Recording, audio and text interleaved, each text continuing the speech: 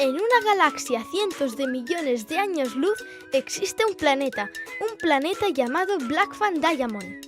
Desde ese planeta llegó para quedarse entre nosotros una enfermedad llamada DBA muy rara y que no entendemos cómo funciona. Por ello, en muchos puntos de la Tierra se han creado asociaciones como la nuestra con la que tratamos de aunar esfuerzos y conseguir recursos para la lucha de diamantes. Hay expertos que trabajan muchísimo investigando para combatirla y encontrar la tan ansiada cura. Nosotros, desde la Tierra, luchamos contra este síndrome que se presenta usualmente en el primer año de vida. La forma en que se manifiesta la enfermedad es distinta en función del paciente, aunque con rasgos comunes. El principal, no poder producir suficientes glóbulos rojos. Esta enfermedad también predispone a padecer otro tipo de dolencias como ciertos tumores o cardiopatías.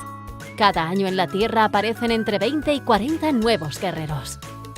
Los tratamientos actuales más comunes son transfusiones periódicas de sangre y los corticoides. El problema es que tienen efectos secundarios y pueden ser graves, lo que conlleva que las vidas de nuestros guerreros se vean unidas a largas y numerosas visitas al hospital.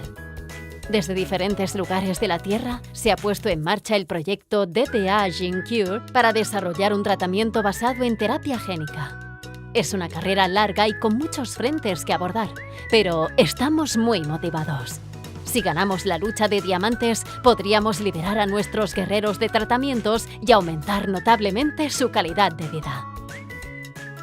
Una nueva batalla ha comenzado y necesitamos más que nunca que nos ayudes a ganar. ¿Te unes a combatirla? Apoya nuestra asociación compartiendo los enlaces que ves en pantalla o compartiendo este vídeo entre tus familiares y amigos.